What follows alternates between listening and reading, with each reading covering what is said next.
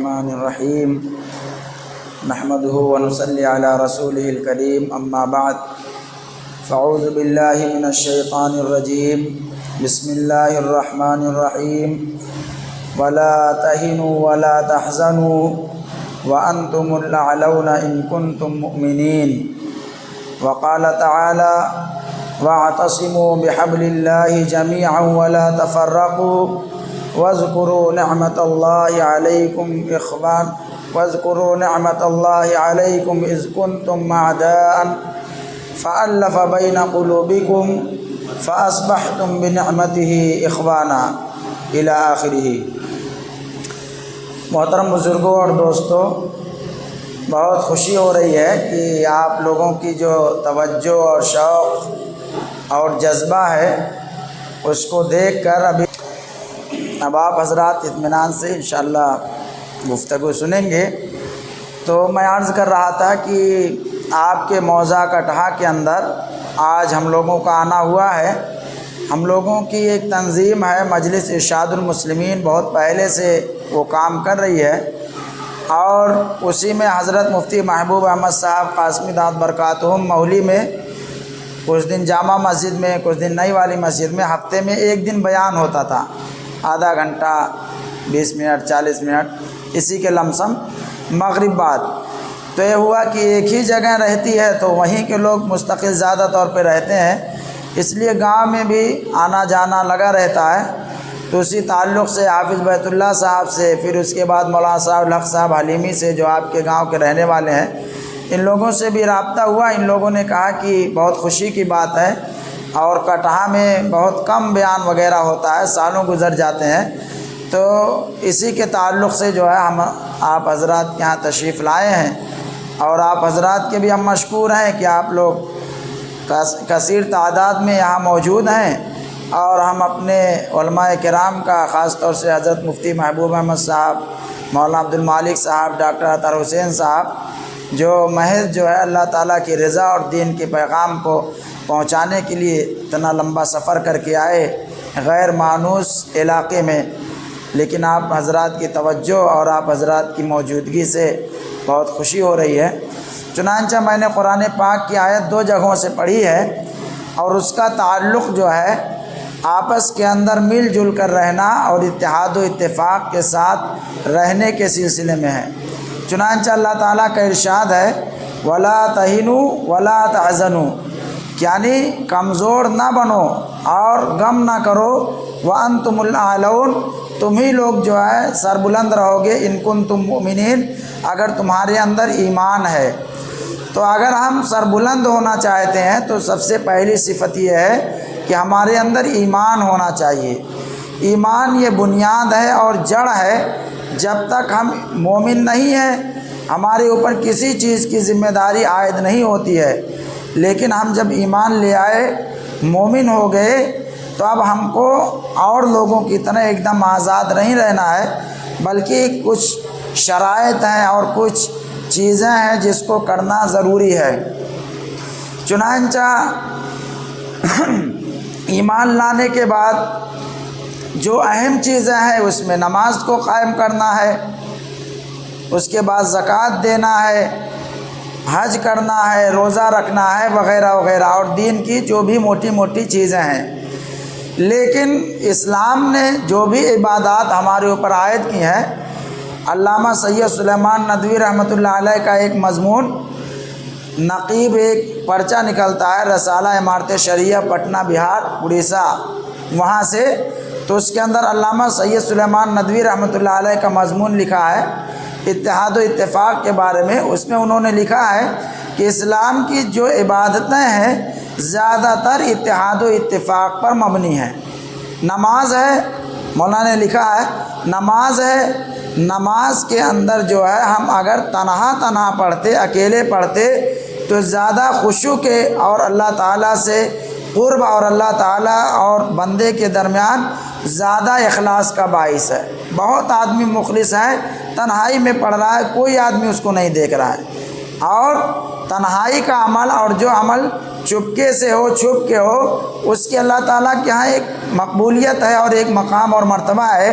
لیکن نماز کے اندر اللہ تعالیٰ نے تنہا نہیں بلکہ فرض نماز کو مسجد میں ادا کرنے کا حکم دیا ہے، جماعت کے ساتھ نماز پڑھنے کا حکم دیا ہے۔ اسی کے ساتھ ساتھ مولانا نے لکھا روزے کے بارے میں، روزہ جو ہے اس کے اندر بھی اللہ تعالیٰ اگر چاہتا تو ہر ملک والوں پر ان کے حساب سے جو موسم بہتر رہے، نارمل رہے، اس کے اندر روزہ رکھ لیتے، لیکن یہاں بھی اللہ تعالیٰ اجتماعیت کو چاہتا ہے، اور روزہ جو ہے پوری دنیا میں رمضان ہی کے مہینے میں فرض ہے، اور روزہ تو آدمی نفلی جب چاہے رکھے، لیکن فرض روزہ جو ہے وہ صرف رمضان ہی کے مہینے میں ہے۔ تو روزے کا بھی مقصد اجتماعیت ہے۔ اور اسی کے ساتھ ساتھ حج ہے، حج کے اندر بھی مولانا نے لکھا ہے کہ حج کے بارے میں اتنا مجمع ہوتا حج کے موقع پر، لیکن اللہ تعالیٰ بھیڑ بھاڑ سے بچانے کے لیے چاہتا تو انڈیا والوں کے لیے شوال میں اور دوسرے ممالک والوں کے لیے خلیجی ممالک کے لیے ذی القعدہ میں، کسی کے لیے ذی الحجہ میں، کسی کے لیے محرم میں حج کو فرض کر دیتا، تو بھیڑ بھاڑ بھی کم رہتی اور آسانی سے آدمی مناسک بھی ادا کر سکتا۔ لیکن یہاں بھی اللہ تعالیٰ نے اجتماعیت کو جو ہے لازم قرار دیا ہے، اور حج ذی الحجہ کے مہینے میں 8، 9، 10، 11، 12 انہی 5 دنوں کے اندر ادا ہو سکتا ہے، اس کے علاوہ حج نہیں ہو سکتا ہے۔ عمرہ ہو سکتا ہے، عمرہ آپ کرنے جائیں تو اسلام کی جتنی عبادتیں ہیں اکثر اجتماعیت اور ایک ساتھ مل کر کرنے پر اللہ تعالیٰ زور دیتا ہے اور اسی کا حکم دیتا ہے۔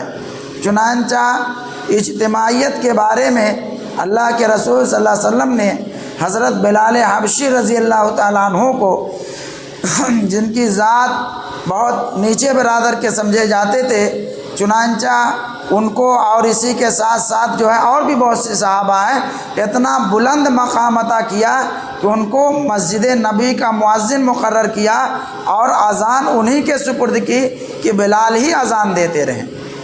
تو اسلام جو ہے کاسٹ اور برادری اور اسی کے ساتھ ساتھ ذات کی طرف نہیں توجہ دیتا ہے، بلکہ اجتماعیت کو چاہتا ہے۔ ہمارے ہر کام کے اندر اجتماعیت ہونا چاہیے، اور اسی کو اللہ تعالیٰ نے ارشاد فرمایا وَاعْتَصِمُوا بِحَبْلِ اللَّهِ جَمِيعًا، کہ اے مومنو، اے ایمان والو، اللہ تعالیٰ کی رسی کو مضبوطی کے ساتھ پکڑ لو۔ چنانچہ مفسرین نے لکھا ہے کہ رسی سے مراد یہاں قرآن حدیث ہے، قرآن حدیث سے مراد پورا دین ہے۔ دین کو آپ جو ہے مضبوطی کے ساتھ پکڑ لیں۔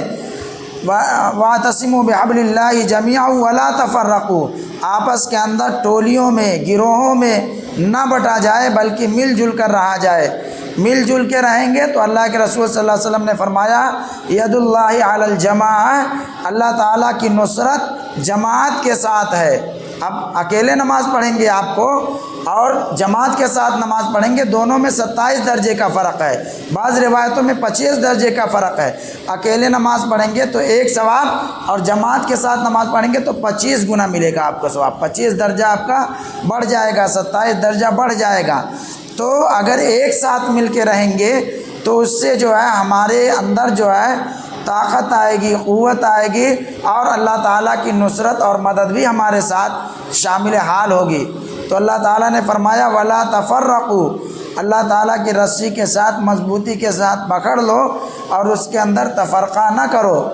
مولانا ایک عبدالعزیز بھٹکری صاحب ہیں، ندوہ کے نائب محتمم، وہ کہتے تھے اسی آیت کے ضمن میں کہ آدمی کہتا ہے کہ یعنی اللہ تعالیٰ کا حکم ہے کہ اللہ کی رسی کو مضبوطی کے ساتھ پکڑ دو، لیکن ہر آدمی کہتا ہے کہ وہ مضبوط رسی جو ہے ہمارے پاس ہے۔ دیوبندی حضرات اپنے پاس، بریلوی حضرات اپنے پاس، شیعہ اور اسی کے ساتھ ساتھ غیر مقلد ہیں یا جو بھی ہیں، سب کہتے ہیں کہ اللہ تعالیٰ کی رسی جو ہے مضبوط میرے پاس ہے۔ حالانکہ جو ہے آدمی جس بھی مسلک پر اور جہاں بھی ہے وہاں پہ ڈٹے رہے، لیکن اجتماعی جو معاملات ہیں اس کے اندر جو ہے آدمی کو اختلاف نہیں کرنا چاہیے اور ایک ساتھ رہ کر مل جل کے رہنا چاہیے۔ اللہ کے رسول صلی اللہ علیہ وسلم نے بہت جگہوں پر ارشاد فرمایا لا تحاسدوا ولا تباغضوا ولا تناجشوا، وَكُونُوا عِبَادَ اللَّهِ اِخْوَانًا، کہ آپس کے اندر حسد نہ کرو۔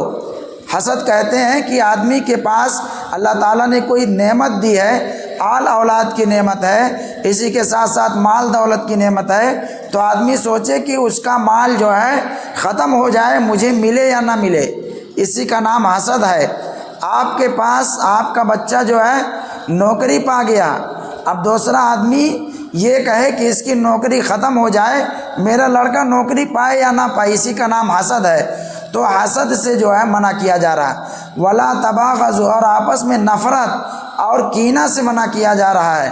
اور اللہ تعالیٰ کے لیے جو ہے بندے بن کر رہنے کے لیے حکم دیا جا رہا ہے کہ سب لوگ اللہ تعالیٰ کے لیے بندے بن کر رہو، اور اللہ تعالیٰ کی عبادت گزاری اور اللہ تعالیٰ کے احکامات جو اللہ تعالیٰ نے دیے ہیں اس کی پابندی کیجیے۔ لیکن یہ سب ہمیں کب حاصل ہوگا؟ ڈاکٹر صاحب نے جیسے بتایا کہ ہم کو دین سے جڑنا پڑے گا۔ ابھی مغرب کے اندر ایک چاچا ادھر کھڑے تھے، جب ہم لوگ داہنی طرف سلام پھیرے تو بائیں طرف سلام پھیر چکے تھے۔ جب ہم لوگ داہنی طرف سلام پھیر رہے ہیں وہ بائیں طرف پھیر چکے تھے، پھیر نہیں رہے تھے، پھیر چکے تھے سلام۔ تو اصل بات یہ ہے کہ دین سے دوری، دین سے جب ہم قریب رہیں گے، مسجد سے قریب رہیں گے، علماء کے رابطے میں رہیں گے، تو انشاءاللہ ایسی غلطی نہیں ہوگی۔ شروع ہی میں ہم نیت کرتے ہیں، نیت کرتا ہوں میں 3 رکعت نماز فرض وقت مغرب واسطے اللہ تعالیٰ کے پیچھے اس امام کے، تو آپ نے نیت کیا پیچھے، لیکن جب آپ پہلے پھیر چکے تب تو آپ آگے ہو گئے۔ جب پیچھے آپ نیت کیے آگے ہو گئے تو آپ کی نمازیں چلی گئی۔ اس لیے جو ہے تھوڑا سا دین سے ہم کو تعلق ہونا چاہیے۔ سب سے اہم عبادت نماز ہے، اسی کے بارے میں ہم اتنا جب کوتاہ لاپرواہ رہیں گے تو اور عبادتیں جو ہے اس کی جو ہے حالات ہم خود ہی اندازہ لگا سکتے ہیں۔ تو آپ دین سے جڑے رہیے، دین کی مجلسیں جہاں بھی ہوں اس میں شامل ہوئیے۔ فجر بعد یا عصر بعد کتاب پڑھی جاتی ہوگی، کتاب کو سنیے۔ تو جب مسجد سے آپ تعلق رکھیں گے تبھی وہ سنیں گے، تبھی چیزیں آپ کے جو ہے یعنی سامنے آئیں گی۔ تو میں اتحاد و اتفاق پر گفتگو کر رہا تھا کہ اتحاد جو ہے یہ بہت ضروری چیز ہے۔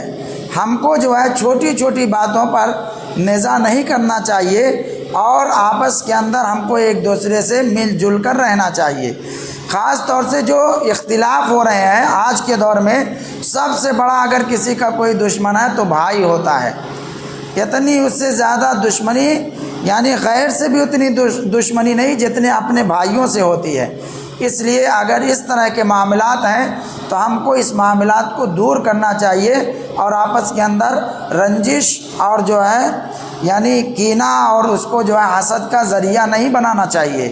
قرآن پاک کے اندر اللہ تعالیٰ نے ارشاد فرمایا کہ وَاعْتَصِمُوا بِحَبْلِ اللَّهِ جَمِيعًا وَلَا تَفَرَّقُوا وَاذْكُرُوا نِعْمَتَ اللَّهِ عَلَيْكُمْ إِذْ كُنْتُمْ أَعْدَاءً فَأَلَّفَ بَيْنَ قُلُوبِكُمْ۔ آپس کے اندر دوریاں اور رساکشی یہ تو زمانے جاہلیت کے اندر تھیں۔ اللہ تعالیٰ اسی کا احسان جتا رہا ہے کہ یہ تو برائیاں تو زمانے جاہلیت کے اندر تھیں، لیکن ایمان لانے کے بعد، اسلام آنے کے بعد اللہ تعالیٰ نے ان چیزوں کو ختم کر دیا اور ان چیزوں کو دور کر دیا ہے۔ تو ان چیزوں کو، جن چیزوں کو اسلام نے اور اللہ تعالیٰ نے دور کر دیا، اس کو اگر ہم پیدا کر رہے ہیں تو ہمارے لیے جو ہے بہت یعنی اچھی علامت نہیں ہے، اور ہمارے لیے یہ بری بات ہے اور بری علامت ہے۔ تو میرے محترم بزرگوں اور دوستوں، ہم کو جو ہے اتحاد و اتفاق اور مل جل کر رہنا چاہیے، اور خاص طور سے دین کا معاملہ جہاں آئے وہاں تو آدمی کو ایک دم سلنڈر بول دینا چاہیے کہ جو شریعت کہہ رہی ہے، جو دین کہہ رہا ہے، اسی کے حساب سے ہم اپنا فیصلہ کریں گے اور اپنا معاملہ رکھیں گے۔ تو ان سب معاملات کو ہم کہاں سے جانیں گے؟ تو اس کے لیے مسجد کی حاضری ضروری ہے۔ حافظ بیت اللہ صاحب نے بتایا کہ بہت کم مصلیان رہتے ہیں، لیکن الحمدللہ آج اتنے لوگ ہیں۔ تو آپ لوگ جب یہاں پہ ہیں تو گاؤں میں بھی رہتے ہوں گے، تو جب آپ رہیں تو نماز کو ادا کریے بھائی۔ بہت آسان عبادت ہے اور بہت اہم عبادت ہے۔ ایمان لانے کے بعد سب سے اہم عبادت نماز ہی ہے، اور نماز بہت آسان بھی ہے، لیکن جو چیز آسان ہوتی ہے اس کی ہم لوگ قدر و قیمت نہیں سمجھتے ہیں۔ یہ پانی جو ہے بہت آسان ہے، اس کی قدر و قیمت کا ہمیں اندازہ نہیں ہے، لیکن اگر کسی کے گھر موٹر خراب ہو جائے، نل خراب ہو جائے، 1 دن 2 دن پانی ڈھوڑتے ڈھوڑتے بالٹی سے اس کی حالت خراب ہو جاتی ہے۔ تو جب تک نل چل رہا ہے، موٹر چل رہا ہے، اس وقت تک اس کی قیمت نہیں پتہ ہے، لیکن جب وہ چیز فنا ہو جائے گی، ختم ہو جائے گی، خراب ہو جائے گی، تب اس کی قیمت کا اندازہ ہوتا ہے۔ تو نماز بہت اہم ہے، لیکن اس کا اندازہ جو ہے ہمیں مرنے کے بعد ہوگا۔ ہم میں سے ہر آدمی اس بات کی خواہش کرتا ہے کہ جو بھی چیزیں ہیں ہم کو اس کا فائدہ دنیا میں مل جائے، تو یہ دنیا کے اندر فائدہ نہیں ملے گا، بلکہ اس کا نفع ہمیں آنکھ مودنے کے بعد نظر آئے گا۔ جب ہماری آنکھ بند ہو جائے گی تب اس کا فائدہ نظر آئے گا۔ ہارون رشید رحمۃ اللہ علیہ بہت بزرگ ہیں اور خلیفہ تھے، بادشاہ تھے۔ ہارون رشید کی بیوی کا نام زبیدہ ہے۔ زبیدہ اور ہارون رشید کے دور میں ایک ولی صفت اور بہت بزرگ بہلول دانا تھے، جو تھوڑا بورہا ٹائپ میں رہتے تھے۔ چنانچہ بہلول دانا رحمۃ اللہ علیہ جو ہے ایک بار سمندر کے پاس جو ہے ریت پر ایسے گھر ور بنا رہے تھے جیسے لڑکے بناتے ہیں۔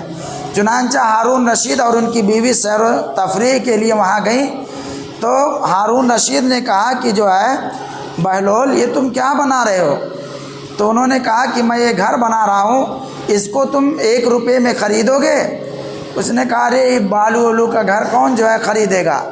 چنانچہ وہ آگے بڑھ گئے۔ ہارون رشید کی بیوی جو زبیدہ تھیں، انہوں نے پوچھا کہ بہلول کیا بنا رہے ہو؟ تو بہلول نے کہا کہ ہم جو ہے ایک گھر بنا رہے ہیں اور جنت کے اندر جو ہے یہ گھر تم کو ملے گا۔ تو کہا کہ جو ہے کئے روپے میں بیچو گے؟ کہا 1 روپے میں۔ اس کو جو ہے دے دیا، زبیدہ نے بہلول دانا کو 1 روپیہ دے دیا اور اس کو خرید لیا۔ اب اس کے بعد جب وہ دونوں سیر و تفریح کر کے گھر واپس آئے، جب بہلول دانا جو ہے وہ بھی چلے آئے، یہ ہارون رشید اور ان کی بیوی زبیدہ بھی چلے آئے۔ جب زبیدہ اور ہارون رشید سوئے ہیں تو ہارون رشید کو خواب میں جو ہے ان کو جنت نظر آئی، اور وہاں پر جو ہے ایک بہت بڑھیا خوبصورت محل نظر آیا اور بہت اچھا بنا ہوا تھا۔ اس کے اندر زعفران کی خوشبو آ رہی تھی اور سونے اور چاندی کے کواڑ وغیرہ تھے۔ تو انہوں نے اس کے اندر گھسنا چاہا ہارون رشید نے، تو وہاں کا جو آدمی تھا، جو دربان تھا، اس نے کہا کہ نہیں تم جاؤ، یہ تمہارا گھر نہیں ہے۔ تو کہا اتنا بڑھیا کس کا گھر ہے؟ تو اس آدمی نے کہا کہ یہ گھر جو ہے زبیدہ کا ہے، یہ گھر زبیدہ کا ہے۔ زبیدہ نے جو کل بہلول دانا سے مکان لیا تھا، بالو والو ریت والا، وہی یہ مکان ہے جو ہے جنت کے اندر۔ اس کے بعد پھر ہارون رشید دوسرے دن صبح میں پھر گئے اور بہلول دانا جو ہے پھر ویسے ہی مکان بنا رہے تھے۔ تو ہارون رشید نے کہا بہلول جو ہے اس کی قیمت کتنا ہے؟ تو انہوں نے بتایا پتہ نہیں کہ دیش جو ہے کہ ملک بتائے کہ اتنے ملک جو ہے جب تم ہم کو دے دو گے تبھی ہم مٹی کا جو بالو کا گھر بنا رہے ہیں تم کو دیں گے۔ تو ہارون رشید نے کہا جو ہے کہ اتنا تو میرے پاس یہ نہیں ہے، میں تو ایک ہی ملک کا بادشاہ ہوں اور اتنا لمبا کہاں سے لاؤں؟ تو بہلول دانا نے کہا کہ اس کی قیمت جو ہے کل اس کی قیمت جو تھی بغیر دیکھے تھی، آج تم اس کو دیکھ لیے ہو تب اس کی قیمت لگا رہے ہو، جب دیکھنے کے بعد اس کی قیمت بڑھ گئی۔ تو ہم جو بھی عبادات کرتے ہیں یا نماز وغیرہ کے بارے میں دین کا معاملہ، اس کا بینیفٹ فائدہ ہم کو دنیا میں نظر نہیں آتا ہے، لیکن اس کا فائدہ لینے کے لیے مرنا پڑے گا، اس کا فائدہ لینے کے لیے اس دنیا کو جانا پڑے گا، تب اس کا فائدہ ہمیں نظر آئے گا۔ اس لیے میرے محترم بزرگوں اور دوستوں، ان باتوں کا خلاصہ یہ ہے کہ ہم آپس کے اندر تفرقہ نہ کریں، مل جل کر رہیں اور ایک دوسرے کی معاونت کریں، مدد کریں، اور دین کا معاملہ جہاں بھی آئے وہاں پر ہم جڑیں اور مسجدوں سے اپنے تعلق کو قائم کریں، نماز کے بارے میں پڑھیں بھی اور نماز کے بارے میں سیکھیں بھی، اور اسی کے ساتھ ساتھ جو ہے ہم اپنے ایمان کو ایک دم مضبوط کریں اور کسی طرح کے بہکاوے میں اور کسی کے جو ہے لالچ میں اور جو طرح طرح کی جو ہے خرافات چل رہی ہیں اس ماحول کے اور موسم کے تھپیڑوں میں نہ جا کر بلکہ اللہ پر اور آخرت پر اور اللہ تعالیٰ نے جو مرنے کے بعد نعمتیں تیار کی ہیں اس پر ہم یقین رکھیں، انشاءاللہ اس کا فائدہ ہمیں دنیا سے جانے کے بعد حاصل ہوگا۔ وآخر دعوانا الحمدللہ رب العالمین۔